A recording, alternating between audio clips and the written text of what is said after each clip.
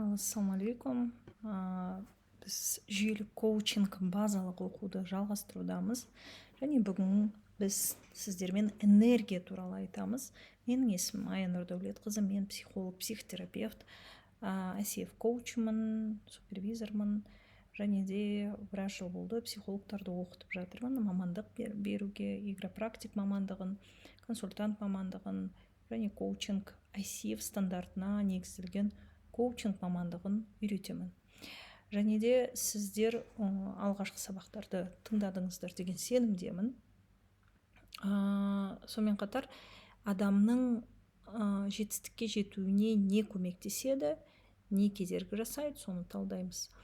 Егер алдыңғы сабақтарда біз сіздермен сенім туралы, убеждение, ұстанымдар туралы сөйлессек, әрине кейбір адамдар түсіну мүмкін, өзінің убеждениесін де білуі мүмкін, не кедергі екенін де біледі, бірақтан бір әрекет жасай алмайды, қозғала алмайды. Бұл мәселе қайда жатыр?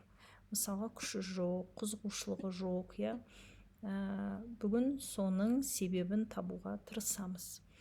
Енді қараңыз, біз бүгін энергия туралы айтамыз, және мен кейбір мысалдарды келтіремін, өзіңіз тыңдап көріңіз, сіздер туралы ма, сіз туралы ма, жоқ па. Энергия неге жоғалады? Мен әртүрлі жұмыс істеп жүрмін, әртүрлі курстарға қатысам, сабақ аламын, тырысып жүрмін, бірақ ештеңеге құлқым жоқ, күшім жоқ, курсты бітірмеймін деген адамдар көп болады. Бұрынғы өмірім қызық болды, бұрынғы өмірімді көп еске аламын, ал қазір тек міндеттер ғана қалды. Тек қана должен, осыны міндеттісің деген қалды. Барлығына көмектесем, ешкімге отказ бермеймін, ал бірақ өзіме дамуыма күшім қалмайды, энергиям болмайды. Немесе бәрі бар сияқты, мен бір шүкірсіз сияқтымын, себебі бірдеңке әрдайым жетіспей тұратын сияқты деп өзіңізді ұрсасыз ба? Мен негізі психолог ретінде көп жұмыс жасадым, 10 жылдай тәжірибем бар. Сондықтан клиенттермен жұмыс істегенде клиенттердің неге энергиям жоқ, қайда кетеді, неге сырт көзге бәрі жақсы болғанмен ішімде қуыс тұр. Хотя вроде и дінде мысалға, өзінің бір Аллаға деген сенімі бар, Құдайға сенеді, немесе күйеуі де жақсы, балалары да дені сау, дегенмен бірдеңке жетіспей тұрады, энергиясы болмай тұра ма, сонда бір жетіспейтіндей сезім болады да. Енді мынаны елестетіңізші, таңертең ерте оянғанда сіз энергиямен оянасыз делік. Өзіңізді тұруға көндіру керек емес, кейде адам тұрғысы да келмейді шаршағаннан, немесе өмірдің бір маңызы кеткеннен, немесе елестетіп көріңіз, пока просто елестетіңіз. Сіздің жұмысыңыз өзіңізге қызық, және соған қарай сіз табысты да жақсы табасыз. Міне, энергияның толықтығы осында. Бәрі мінсіз болғанда емес, бұл прям супер идеально болғанда емес, а именно сіз өз орныңызда болғанда. Егер мысалға адам өзі орнында болса, ол энергияны жоғалтпайды. И бұл бір ертегі инстаграмный бір өмір емес. Бұл адамның өз өмірінде өз орнын тапқан кездегі энергияның толықтығы. Мен 3 жыл бір остеопат кісіден оқыдым сабақты, денемен жұмыс істеу туралы. Сол кезде байқағаным, жылына 2-3 рет баратынмын да сабаққа. Сонда байқағаным 40, 50, 60 адамдық топтармен жұмыс істейді. Таңғы 10-нан кешкі 9-ға дейін. И кешке энергиясы кәдімгідей болып тұрады да. Сіз елестетіңізші, қанша адам, 5 күн, сосын бір аптада бір группа, екінші аптада екінші группа сөйтіп жұмыс істейді да. Сонда сұрадым, сіз энергияны қайдан аласыз? Қалай шаршамайсыз? Девем, мен өз орнымдамын. Мен өз ісімді жақсы көремін. Сондықтан энергиямды толық дейді. Причем ойлаңыз, 40 адам, 50 адам, 60 адам оқу 500 000 теңгенің қасында, былай теңгеге ауыстырғанда, сонда 5 күнде қанша ақша табады. яғни оның энергиясының сақталуы, өзінің орында болуы, шаршамауы, жақсы ақша табуы, қарым-қатынасы бәрі осыған ықпал етеді. Сондықтан осындай бір өзіңіздің қалайтын өміріңізді елестетіп көріңіз. Сол жерде энергияңыз бар ма, энергияңыз қандай екенін елестетіп көріңіз, иә. Мен пока энергия туралы тағы да айтатыным бар. Қазір сіздермен практика жасаймыз, сол жерде энергияны тағы да зерттейсіз. Енді қараңыздар, физика заңы бар, иә, энергия ешқайда жоғалмайды. Ол тек бір түрден екінші түрге түрленеді, ауысады. Бұл негізгі қағида. Энергияның сақталу және айналу заңы деп аталады. Енді адамда энергия жоғалады қай кезде? Адам өлгенде, адам қайтыс болып кеткенде все, энергиясы жоқ болады.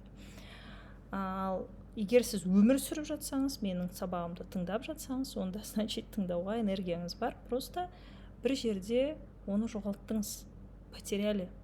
Мысалға, егер әйел адам бір жаңа жұмыс бастайды, іс бастайды, иә, немесе жобаны алады, өзі қызықты дейді да, бірақ шын мәнінде үйдегі бір қолайсыз жағдай, немесе үйдегі ұрыстан қашу болып саналса, сырттай адамдарға бұл кісі белсенді, энергиясы күшті, жобасы да күшті дейді да, бірақ іштей ол әйелде үйден қашып кету, үйде көбірек болмау дегенге келуі мүмкін. Ол тек қана әйел емес, еркекке де қатысты болуы мүмкін. Яғни энергия екі бағыттан болады. Біріншісі қорқыныштан, жайсыздықтан, тек қана қорқыныш емес, жалпы қашу, немесе бір жағдайдан кету. Энергия сол жерде болады, бірақ ол уақытша жеңілдік береді, кейін қайтадан шаршатады, адамды бір орында ұстайды.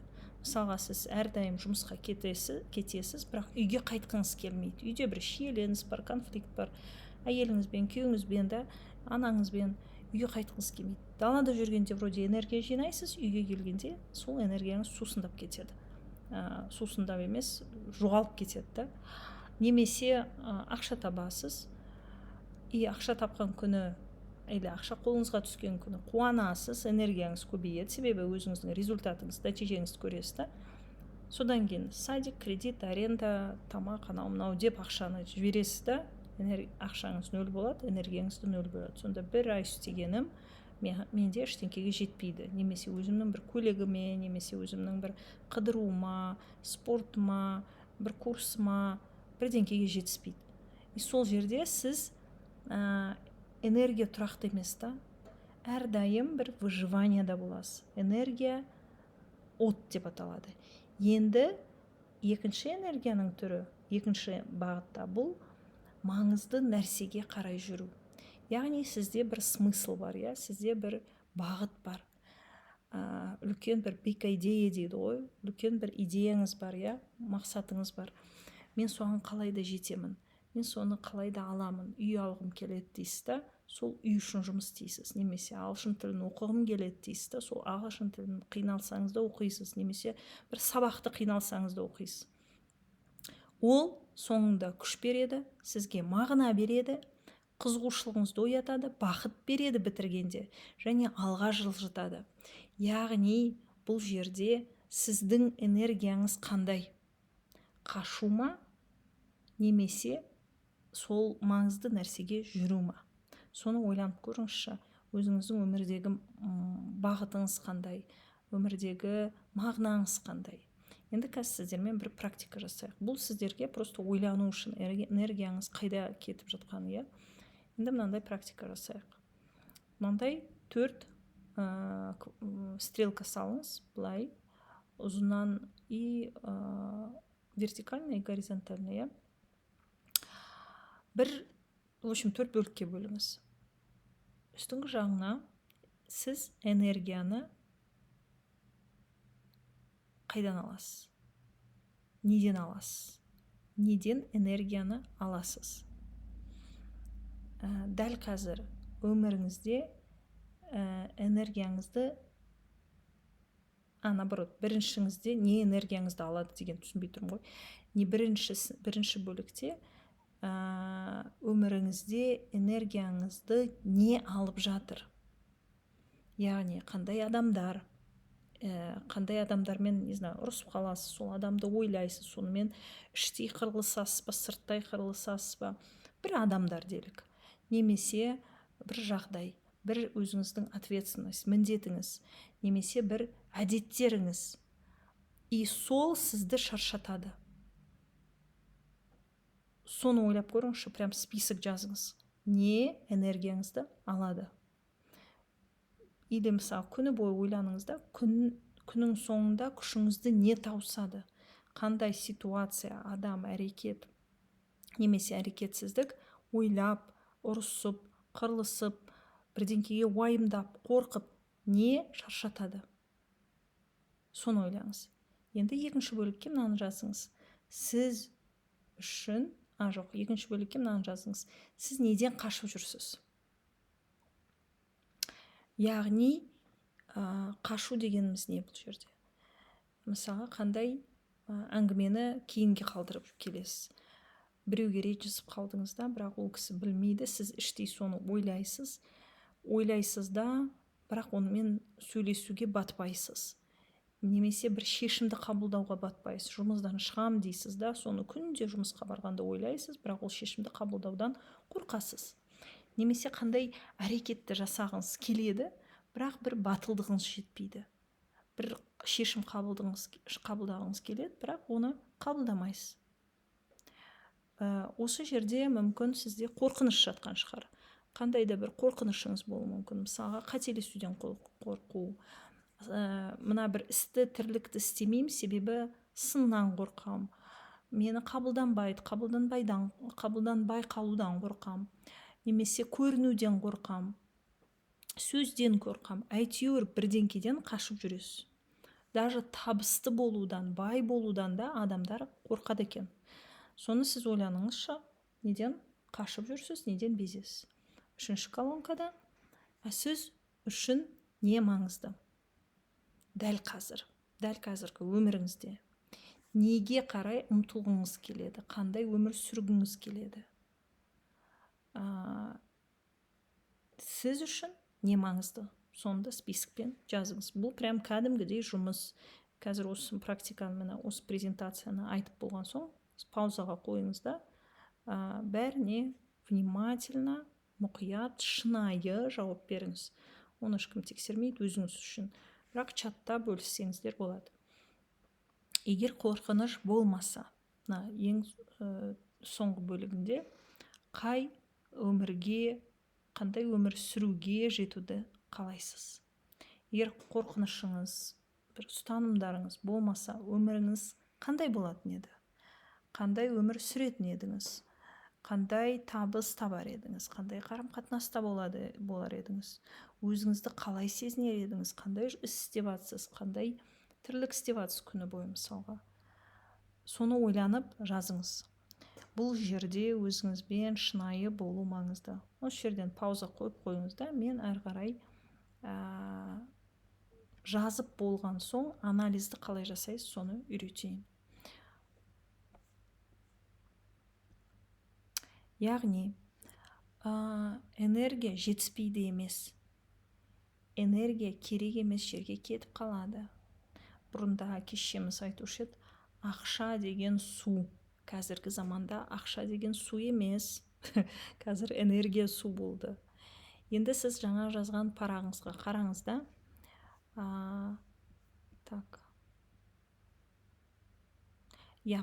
Сіз қазір жаңағы парақшаңызға қараңыз да, энергияңыздың көбі қайда кетіп жатыр, соны тексеріңіз. Сіз үшін маңызды нәрселерге кетіп жатыр ма, немесе қорқынышқа кетіп жатыр ма? Себебі көбінесе мәселенің шешілмеуі, немесе бір тоқтап қалғаныңыздың бәрі ол сіздің әрекетіңізде емес. Мүмкін әрекетті істеп те жатқан шығарсыз. Мәселе сіздің қорқынышыңызда. Жаңа айтып едім ғой, қателесуден қорқу, өзгеруден қорқу, сыннан қорқу, көрінуден қорқу. Бұның бәрі қорқыныштар энергияны ұстап қалады. Яғни сіз қазір жазған парақшаңызға анализ жасаңыз. Қандай маңызды нәрселерге жақындап, келе жатсыз ба, или наоборот қорқыныштан, тағы да басқа ұстанымдардан қашып жатсыз ба, соған күш жұмсап жүрсіз бе, істі істемеу, әрекет істемеу, дамымау, бір орында тұрып қалу, оның бәріне сіз күш, мынандай күнделікті физикалық күш жұмсағанмен психикалық энергияңыз соған кетеді. Себебі көп адам осы жерде бір маңызды нәрсені байқауы мүмкін. Энергияңызды дұрыстап, дұрыс жерге бағыттамайсыз. Мына презентацияда айтқандай, энергия жетіспейді емес, энергия керек емес жерге кетіп қалады. Сізге соны байқау керек та, қай жерге кетіп қалатыны. Сондықтан сіз қазір осы матрицаға қараңыз. Мына жерде мына толтырған матрицаға, жаңа мен қойған сұрақтарға. Егер мен бүгін өзім үшін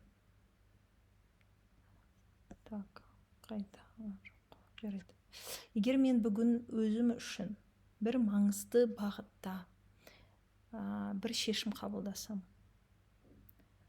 және сол шешімді қабылдап бір әрекет істесем, ол не болатын еді? Яғни энергиям қайда кетіп жатыр көбіне? Нені ойлауға, нені істемеуге, или наоборот, нені істеуге? Себебі егер уайымыңыз көп болса, тревогаңыз көп болса, сіз жұмысты да істейсіз, әрекетті істейсіз, бірақтан ол уайым басылмайды. Сол уайымды ойлауға, сол тревогаға энергия көп кетеді. Осы матрицада жазғаныңызда, жаңағы мына жерде, мына матрицаны қарап, қай бөлікте жазғандарыңыз көп, қай жерде ответ көп болды? Энергияңызды не алып жатыр? Неден қашып жүрсіз? Сіз үшін маңызды нәрселер өміріңізде қаншалықты орын алып тұр? Или сіз второстепенный, просто уақытыңызды алатын нәрсеге көп көңіл бөліп жатсыз ба?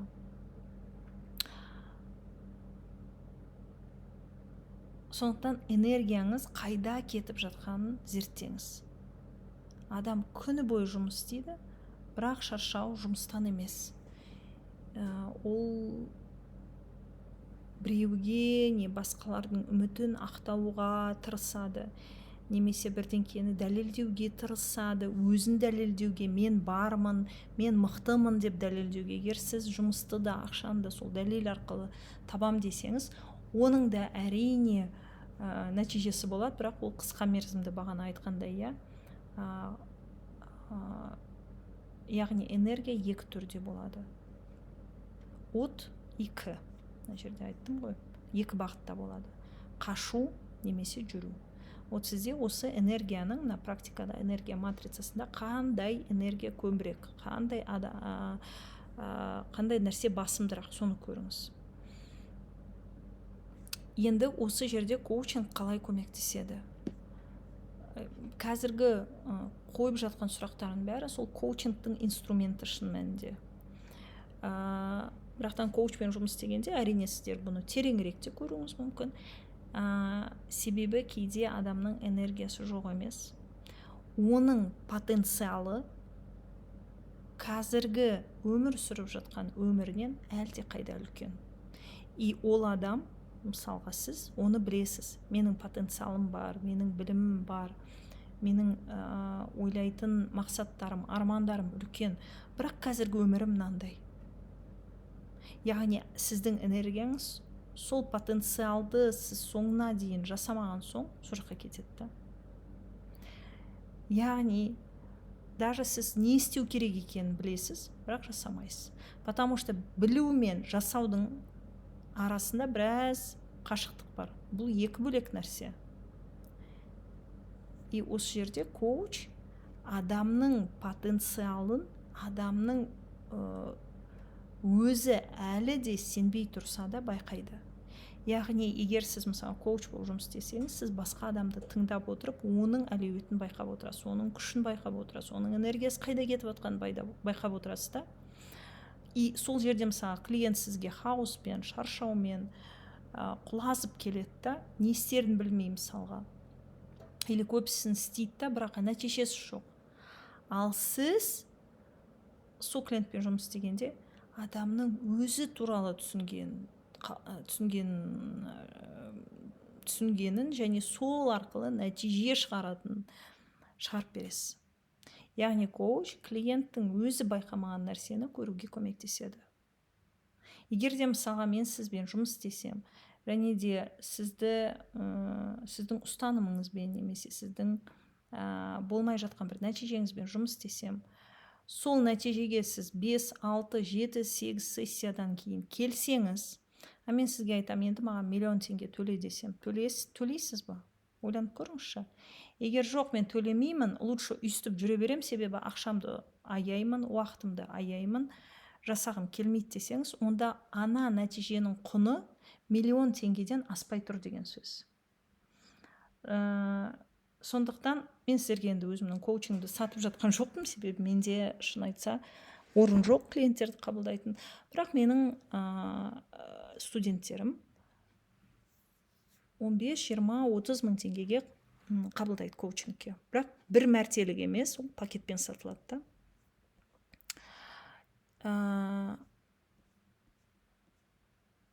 Не үшін коуч ақы алады? Адамның өмірін өзгерткен үшін және тереңірек жұмыс жасаған үшін. Коучта көбірек тәжірибе болса, оның бағасы жоғарырақ болады. И коучингте коуч пакеттер сатылады. Мысалы, психологияда мен өз студенттеріме рұқсат бермеймін пакеттермен сатуға, себебі ол жерде кішкене процесстер басқа да. А коучингте тек пакеттермен жұмыс істейді. Яғни 4 сессия, ол 1 ай жұмыс, 100 мың теңге мен 500 мың теңгенің қасында. Менің өзімде коучқа барам, айына 500 мың теңге төлеймін. Бірақ кейбір психологтарды мысалы көргенім, өздері 30 мың теңге алғысы келеді, бірақ өзінің психологына 30 мың теңге төлеуге асынады. Яғни біреудің жұмысын біз құнсыздандырамыз да, бірақ өзіміз сол ақшаны тапқымыз келеді. Егер мен сізге миллион тапқыңыз келе ма деп сұрасам, әрине иә дейсіз. Или мысалы сіз миллион тауып жүрсеңіз, 5 миллион тапқыңыз келе ма десем, иә дейсіз. Бірақ сол миллионды маған беруге дайынсыз ба десем, жоқ дейсіз. Яғни сіз әлі де сол миллионға өзіңіз дайын емес. Себебі біз берген ақшаны, салған ақшаны дайын болсақ, өзіміз сол алуға да дайын деген сөз. Егер де әлі де ондай жағдайым жоқ, әлі мен ондайға бара алмаймын десеңіз, значит сіздің құныңыз төменді. Беретін осы дүниеге, осы адамдарға беретін құныңыз аздау, немесе өзіңізді құнсыздандырасыз. Мысалға, дәрігерлер беретін құны, беретін маңыздылығы, құны демейінші, беретін маңыздылығы, беретін пайдасы көп қой. Бірақ алатын ақшасы оған саймасай келмейді. Немесе мұғалімдер беретін пайдасы көп, бірақ алатын ақшасы аз. Бірақтан іштей мен бұған құнсыздандырмаймын, менің бағам көбірек, мен ақшаны көбірек табалам деген кісілер, олар жеке меншік мектептерге барады, өздерінің центрларын ашады, өздері бірдеңкеге талпынады да, соответственно, олар сондай пайда беріп, сондай ақша табады. Түсіндіңіздер ма? Клиент коучқа оның білімі үшін емес, оның сағаты үшін емес, коучингқа бардым деген үшін емес, өзінің өмірінің өзгеру үшін, өзінде трансформация болу үшін, өзі жақсы ақша табу үшін, немесе жақсы қарым-қатынас құру үшін төлейді. Яғни коучинг бұл тек қана мамандық емес. Бұл коучтың өзінің өмір салты. Яғни мен коуч болсам, мен коучингті өзімнің өмірімде де қолданам. Өзіме де сама коучинг жасаймын, бала шағама да коучинг жасаймын. Сол арқылы өзімнің ортамда өседі. Яғни осы жерде мен ICF сертификат туралы айтқым келіп тұр. Қазіргі уақытта бізде психологиялық заңнама жаңадан шықты. Яғни бүкіл психологтар жоғары оқу білімді 4 жылдық кәдімгідей вузда оқыған бакалавр, магистрлары немесе магистрлігі бар психологтар болу керек. ол заңмен уже бекітілді. Егер де психологтың дипломы болмаса, ол психолог болып атала алмайды. Коучтар туралы да заң шықты, кәдімгідей стандарттар шықты. Яғни егер сіз коуч болып жұмыс істесеңіз, сіздің ICF немесе басқа халықаралық федерацияның сертификациясы болу керек. Біз мысалға өз программамызды ICF халықаралық федерациядан өткіздік. ICF аккредитациясы коучтарға, яғни біздің студенттерге өздерінің әрине бүкіл сабақтарын өткен соң, практикалық сабақтарын өткен соң, демо-сессия, менторингтарды өткен соң, ICF сертификатын алып, профессионалдық коуч лауазымына сай болады. Және ол ICF сертификаты ол тек қана жай документ емес, бұл клиенттің мен осы коучқа сене алам ба, бұл негізі кәсіби маман ба деген сұрағына жауап. Ол біріншіден. Екіншіден, компаниялар, қандай да компаниялар болсын, корпоративті компаниялар, бизнес компаниялар, мемлекеттік компаниялар, квазигосударственный компаниялар болсын, олар ең бірінші сұрайтыны, осы коучты мен жұмысқа алайын ба, осы коучпен контрактқа отырайын ба. И бірінші сұрайтын, сізді ICF федерациясының сертификаты бар ма? Сіз ICF сертификацияланғансыз ба деген сұрақ. Яғни бұл кәдімгідей сенімділік беретін сертификат. Және қателеспесем 150 мемлекетте ICF-тің офистары бар. Яғни мойындатқанда өзін. Сондықтан біз 8 айлық оқудан кейін бүкіл енді сабақтарды өткен соң сіздер сол ICF сертификатына ие боласыз. Тағы не айтайын деп едім? Энергия туралы, пожалуйста, практиканы жасаңыздар. Себебі маған неге коучинг ұнайды? Бұл жерде динамика, жұмыстың энергиясы басқада. Егер психологияда біз мысалға көбіне болмен, травмамен жұмыс істеп, адамның ауырлығымен істесек, коучингте біз осы дәл мезетте қазіргі моментпен, қазіргі өмірмен және болашақ өмірмен жұмыс істейміз. И бұл жерде динамикада, энергияда басқа, коучингтің энергиясы басқа. Сондықтан егер де сіз дағдыларды, сол коуч дағдыларын иелене алсаңыз, коуч дағдыларын үйрене алсаңыз, біз оны практикалық сабақта, апта сайын практикалық сабақтар болады, сол жерде прям навыки коуча, мастерство коуча, соны үйренесіз. Орысша, қазақша 2 тренер болады. Сабақтарды записте болады, ол да қазақша, орысша болады. Яғни сіз толығымен оны түсінесіз, түсінбесеңіз сұрақ қойып жауап аласыз. Ең Қазақстанда бірінші болып коучинг аккредитациясын, ICF сертификатын беретін компания болдық, шүкір. Яғни біз мамандырылған нәтижеге жететін сапалы коучтарды оқытамыз. Және де әрине сіздер айына мысалға 5-6 клиент алып, тыныш қана үйлеріңізде отырып, бала-шағаңыздан кетпей, пробкамен жүрмей жұмыс істей аласыз. Ешқандай стрессіз. Ал келесі сабақта сіздермен сценарий туралы көреміз. Неге сценарий қайталана береді, неге тағы сол қарым-қатынас сценарийіне түсіп кетесіз, тағы сол табысқа келесіз, тағы да кейінге қалдыру сценарийі бар. Қалай сценарийді өзгертуге коучинг көмектеседі? Себебі біз үйрендік, что сценарийді тек қана терапия арқылы шығарамыз деп. Енді менің 10 жылдық тәжірибем бар. Коучингпен де сценарийді өзгертуге болады, және оны мен келесі сабақта қалай өзгертуге болады, қандай методтармен соның бәрін айтып үйретемін. Қатысыңыздар, чатта белсенді болыңыздар. Сіздердің сұрақтарыңызды, жауаптарыңызды күтемін. Ассаламу алейкум.